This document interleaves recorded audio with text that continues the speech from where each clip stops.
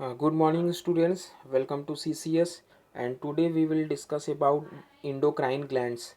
Students, endocrine glands में इसके पहले वाले अर्लियर कई वीडियो में आप डिफरेंट तरह के endocrine glands के बारे में पढ़े होंगे, जिसमें hypothalamus, pituitary, thyroid gland, parathyroid gland, pineal gland, ये सारे endocrine glands, उनके लोकेशंस, उनके फंक्शंस, उनके नेम ऑफ हार्मोन्स और उस हार्मोन्स के फंक्शन या उसके होने वाले डिफिशियंसी से या एक्सेस से होने वाले डिसऑर्डर्स के बारे में आप पढ़े होंगे। स्टूडेंट्स, आज के इस वीडियो में हम और भी जितने तरह से और भी कई इंडोक्राइन ग्लैंड्स होते हैं उनके बारे में स्टडी करेंगे।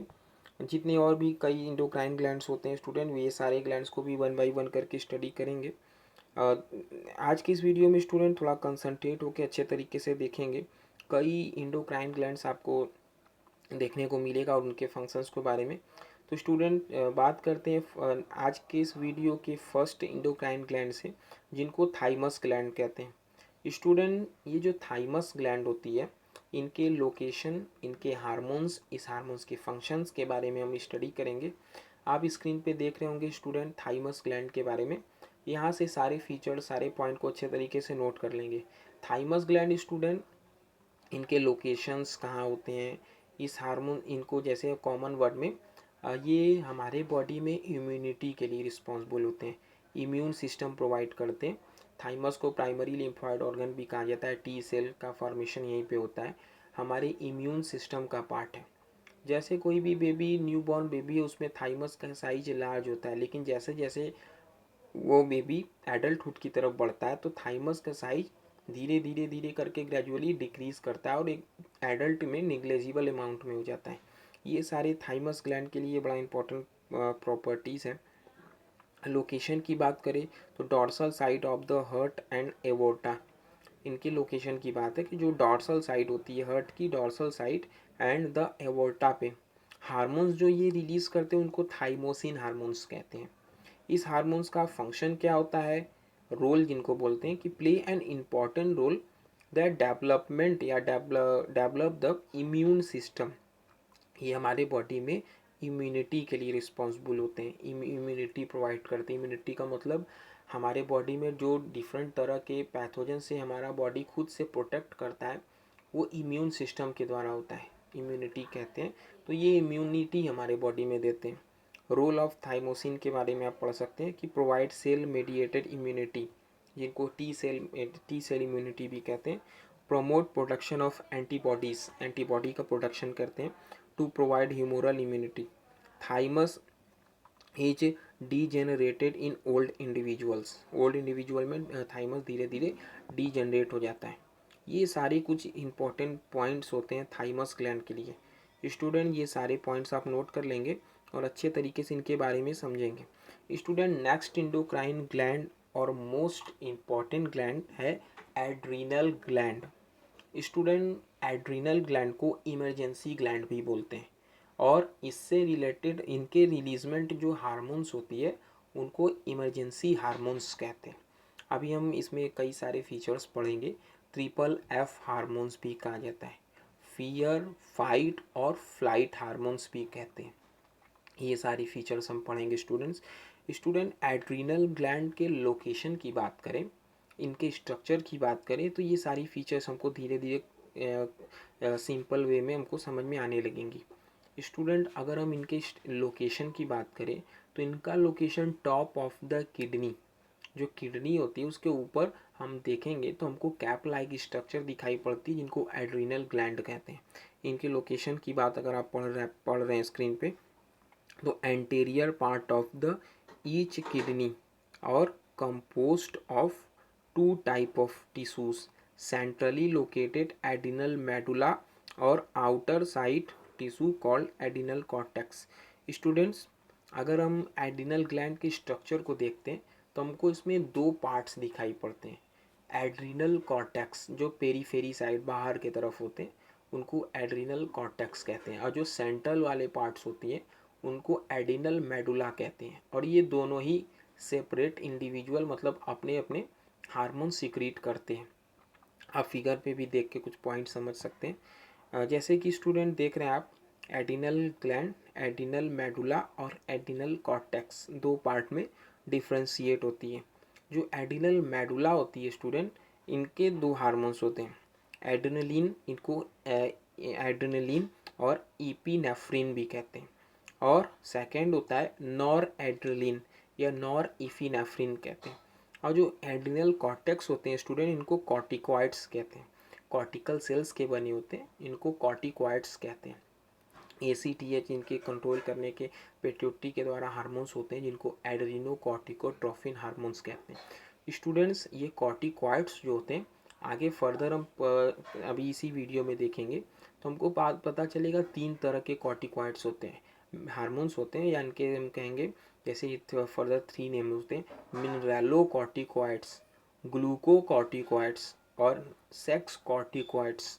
ये सारी फीचर्स पढ़ेंगे स्टूडेंट। एडिनल मेडुला पहले डिस्कस कर लेते हैं, एडिनल मेडुला के बारे में, कि जो एडिनल मेडुला होती है इसके दो हार्मोन्स होते हैं, एड्रेनलिन जिसको इपिनेफ्रिन भी कहते हैं और नॉर एड्रेलिन, इनको नॉर इफिनेफ्रिन भी कहते हैं। These hormones are released in stressful situation, इन्हीं को इमरजेंसी हार्मोन्स कहते हैं, जो एडिनल मेडुला के द्वारा सीक्रेट करता है, इनको ट्रिपल एफ हार्मोन्स भी कहते हैं। ये हमारी बॉडी में स्ट्रेसफुल कंडीशन में वर्क करते हैं। ट्रिपल एफ हार्मोन्स कहते हैं, जैसे पहले फियर, फाइट और फ्लाइट, तीन तरह तीन एफ का ये फुल फॉर्म है, इसलिए इनको ट्रिपल एफ हार्मोन्स भी बोलते हैं।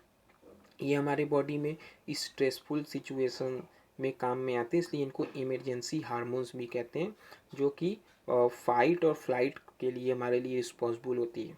These hormones increase the heartbeat, ये हार्मोन्स हार्ट बीट को इंक्रीज करते हैं। अलर्टनेस, प्यूपिलरी डायलेशन, आँख खुला का खुला रह जाता है, पाइलो इरेक्शन, रोआ खड़ा हो जाना, स्वेटिंग, खूब पसीने आना, ये सब इमरजेंसी कंडीशन के हार्मोन्स होते हैं। ये हार्मोन्स इंक्रीज करते हैं, ये सारे फीचर्स लिखा हुआ है। स्टूडेंट, बात करते हैं एडिनल कॉर्टेक्स की, तो एडिनल कॉर्टेक्स में हमको तीन लेयर्स दिखाई पड़ते हैं, तीन तरह के, इनकी स्ट्रक्चर को देखते हैं, तीन तरह के लेयर्स दिखाई पड़ते हैं, जिनको थ्री लेयर्स भी कहते हैं। ये तीनों लेयर्स के नेम क्या क्या होते हैं? जोना रेटिकुलेरिस सबसे इनर लेयर को बोलते हैं, जोना फैसिकुलेटा मिडिल लेयर को बोलते हैं, और जोना ग्लोमेरुलोसा आउटर लेयर को बोलते हैं। स्टूडेंट्स, जो जोना रेटिकुलेरिस है वो हार्मोन्स रिलीज करते हैं एंड्रोजेंस, और जो जोना फैसिकुलेटा हार्मोन्स रिलीज करते हैं ग्लूके ग्लूके जिसको बोलते हैं ग्लूकोकॉर्टिकॉइड्स, ये ग्लूकोकॉर्टिकॉइड्स होती हैं। और जोना ग्लोमेरुलोसा जो हैं वो हार्मोन्स रिलीज करते हैं मिनरलोकॉर्टिकॉइड्स। तीन तरह के लेयर्स और तीनों का सेपरेट हार्मोन्स नेम। अब इस हार्मोन्स के या ओवरऑल फंक्शन की बात करें स्टूडेंट, तो भी यहाँ से सारे फंक्शन को नोट करके यहाँ से देख सकते हैं, ये पूरे फंक्शंस को डिस्क्राइब कर रहा है। पिट्यूटरी कैसे कंट्रोल करता है, यहाँ से सारे फंक्शंस को आप नोट कर सकते हैं।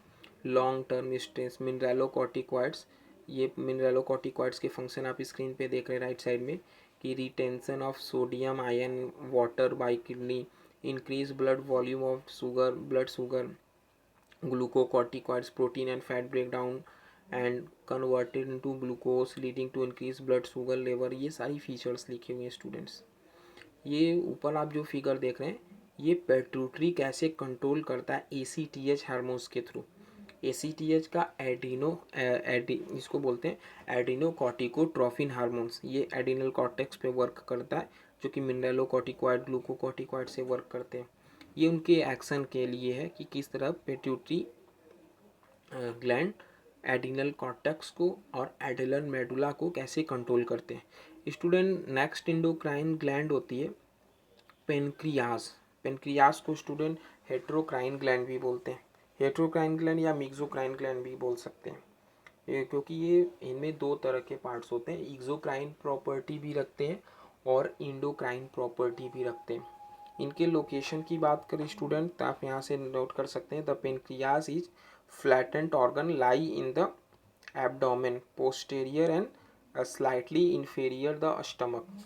It is composed of gland act as a both exocrine और इंडोक्राइन, इसलिए इनको हेट्रोक्राइन ग्लैंड कहते हैं। हिस्टोलॉजिकली देखें तो इस consist of islets of Langerhans या एसिनी सेल कहते हैं। आइसलेट्स ऑफ लैंगरहैंस साइंटिस्ट के नेम है। स्टूडेंट ये आइसलेट्स ऑफ लैंगरहैंस जो होते हैं वो दो तरह के सेल्स होते हैं, अल्फा सेल और beta cell. Alpha cell hormones release करता है ग्लूकागॉन और बीटा सेल से हार्मोन्स रिलीज होता है इंसुलिन। अगर हम इस हार्मोन्स के फंक्शन की बात करें स्टूडेंट्स, तो आप यहाँ से नोट कर सकते हैं जो इंसुलिन होती है वो ब्लड में ग्लूकोज के लेवल को कम करती है, डिक्रीज करती है। अगर हम एक्सेस फूड खाते हैं तो ब्लड में ग्लूकोज फॉर्म करता है और इस ग्लूकोज को कन्वर्ट करता है ग्लाइकोजन में, और ये एक्शन इंसुलिन हार्मोन्स के एक्शन में होता है। हमारे ग्लाइकोजन हमारे मसल्स में, हमारे लीवर में जाके स्टोर होता है। लेकिन जब स्टारवेशन या भूख के टाइम, या मान लीजिए हमको भूख लगा है, तो इसका रिवर्स काम करता है ग्लूकागॉन। ये ग्लाइकोजन को ग्लूकोज में ब्रेक डाउन करता है। ये हम ब्लड में ग्लूकोज के लेवल को इंक्रीज करता है। डायबिटीज़ मेलाइटस डिजीज़ है जो कि इंसुलिन के डिफिशियंसी से होता है, डायबिटीज़ मेलाइटस। ये सारी फीचर्स होते हैं इनके लीवर के द्वारा, ग्लाइकोजेनेसिस, ग्लाइकोजिनोलिसिस, ये सारे दोनों प्रोसेस होते हैं। यहाँ से ये सारे फीचर्स को नोट कर सकते हैं स्टूडेंट, यहाँ से अच्छे तरीके से यहाँ पे नोट कर लेंगे। स्टूडेंट आज की इस वीडियो में इतना ही। हम बात किए एडिनल ग्लैंड की, पेनक्रियास की, थाइमस ग्लैंड की। इसी के आगे जो और इंडोक्राइन ग्लैंड्स है उस पर बात करेंगे। इनको अच्छे तरीके से नोट कर लीजिए और इनको अच्छे तरीके से सारे पॉइंट को नोट करके आप लर्न कर लीजिए। आज की इस वीडियो में इतना ही। Thank you.